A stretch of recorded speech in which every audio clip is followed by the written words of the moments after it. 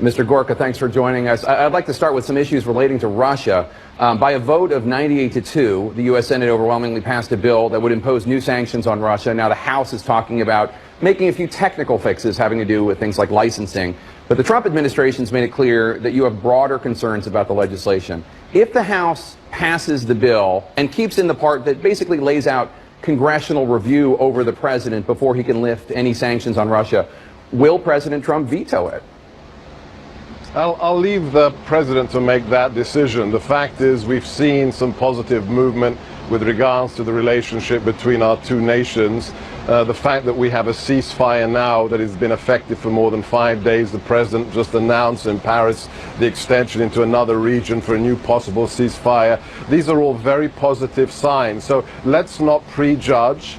Let's not steal anybody's thunder. These are the two most powerful nuclear nations in the world. As Rex Tillerson has said just last week, we should have better relations. Let's see if it's possible and not prejudge. I will get to the ceasefire in a second. I do want to ask you, last year, the Obama administration seized the diplomatic compounds in Maryland and New York of the Russians because, in the view of the national security apparatus, the compounds were being used for intelligence-related purposes that might have plausibly connected to the interference campaign by the Russian government. The Trump administration is considering returning those compounds to Russia. Why?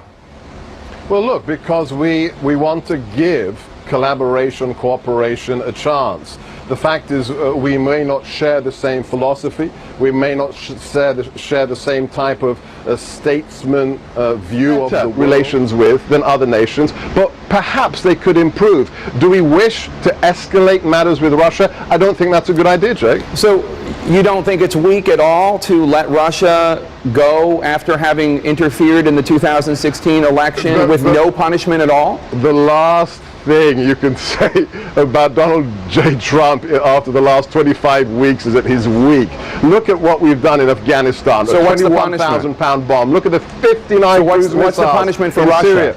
Look at what we did at the G20. Let's talk about facts. Let's not conjecture. I'm asking you about Russia. What will the punishment be for Russia? Look at G20. We sat down. The president had a 2-hour and 15-minute discussion with Vladimir Putin. He pressed Vladimir Putin on multiple occasions with regards to the question of election tampering. The president was not in a court of law. He pressed. The president of the Russian Federation denied. And at that point, you have to move on because people are dying in Syria. That's why, Jake. Why do you have to move on? Do you not care about the devastation, the 500,000 people killed? Well, we've got life and death issues. Russia is killing some of those people. We've got life and death issues, and if we can create a ceasefire, which we did with Israel, with Jordan involved, that's what we have to do. We have to move on. We have to move on in the interest of U.S. national security and saving innocent lives. Well, I want to move on to the ceasefire, but I will say, just because you say you have to move on and not punish Russia doesn't mean that you actually have to do it. But I know you want to talk about the ceasefire, so let's talk about the ceasefire, because President Trump today mentioned the ceasefire in one region of Syria. He said he was working on another ceasefire in a different part of Syria, as you mentioned. What region would the second ceasefire impact? So we're not, again, we have to be careful here. It's early days. It's only the 5th day. So we're going to go into a region that is still violent, still problematic, but we are buoyed by the last 5 days of the successful ceasefire. We're not going to go into details right yet. It's fresh. It's very fresh. We have to consult with all those involved. But at the end of the day, we're talking about a ceasefire that has to gradually increase. The territory of the peace has to increase until at the end of the day, it's not just about saving lives. It's about some kind of political resolution. So again, this is not the Obama White House. We don't give our gameplay away, but we are interested in expanding the zones of ceasefire safety. Coalition military officials have made it clear that they're not going to have any role in monitoring the first ceasefire that you mentioned. So without them monitoring it, how do you guarantee that Bashar al-Assad won't violate the ceasefire? Well, I think we guarantee it by continuing to do the very powerful things that we've done already. Remember, this is an administration that in just 24 weeks has managed to support the Iraqi liberation of Mosul. That's determination. We've used cruise missiles against Assad. We sent a very clear message. The Vice President, the day after the cruise missile strike, asked me personally, do you think the world got the message that we sent to Syria? And I said to the Vice President, yes, Mr. Vice President, the whole world got it. So Assad knows the determination of President Donald J. Trump, and he knows this is not a man to test. But there's no way to monitor it, is what you're saying. Well, look, the fact is we're not here to solve everybody's problems in the front line. The president has said, no, but you have a ceasefire, you have to be able to monitor a ceasefire. It doesn't have to be us, it can be other actors.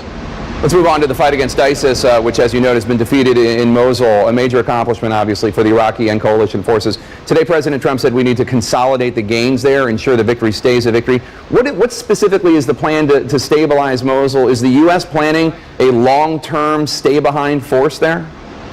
The president was clear all through the campaign, and he's reinforced this after January the 20th, that we are not here. This is not the Bush administration, and this isn't the Obama administration that cut and run. We are not here to fight other people's wars for themselves. He thinks it is fundamentally un-American to invade other people's countries and occupy them. What we're interested in, and that's why Riyadh was that pivotal moment, the president went into the heart of the Muslim world, the Hijaz, the land of Mecca and Medina, and he said to the arrayed more than 50 Arab Muslim leaders, you have to sort your situation out. You have to drive the extremists and the terrorists from your places of worship, from your communities. We are here to help. We will stand shoulder to shoulder. Who's going to maintain the peace, though? Obviously, it's a big, important question. Local actors. Who specifically? Right now, these are the details that we're working out at the NSC with our colleagues, with our bilats, with our liaison services.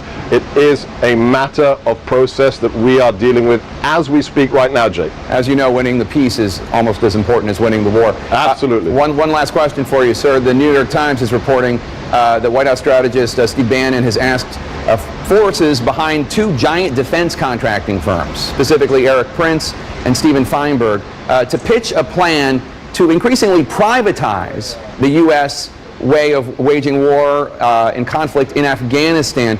How is that not a conflict of interest to have people who could stand to make billions of dollars on privatizing a war pitch it to General Mattis or others? Well, look, I'm not going to confirm any details of meetings that are taken in confidence, but if you look at Eric Prince's track record, it's not about bilking the government. It's about the opposite. It's about saving the U.S. taxpayer money. It's about creating indigenous capacity. This is a former operator. This is a man who hires former operators, first-tier special operations forces, retired individuals, not to go and fight there instead of somebody else, but to help the Afghans, to help local indigenous forces protect their own territory. So this is a cost-cutting venture. We open the door here at the White House to outside ideas. Why? Because the last 8 years, in fact the last 16 years, Jake, to be honest, disastrous. The policies that were born in the Beltway by people who've never worn a uniform, the people that were in the White House like Ben Rhodes, Colin Kahl, they helped create the firestorm that is the Middle East, that is ISIS today. So we are open to new ideas because the last 16 years have failed American national interests and the American taxpayer. There were plenty of people who wore a uniform who advised President Obama and President Bush. Not people as influential as Ben Rhodes, who had a master's degree in fictional writing. That is disastrous. Well, I'm sure he would put his graduate degree against yours any day of the week. But Sebastian Gorka, I appreciate your time. Thanks so much. Anytime. I'd be glad to debate him on your show. All right. The top Democrat on the House Intelligence Committee, Congressman Adam Schiff, will join us next to respond to what you just heard from Sebastian Gorka at the White House. Stay with us. We'll be right back.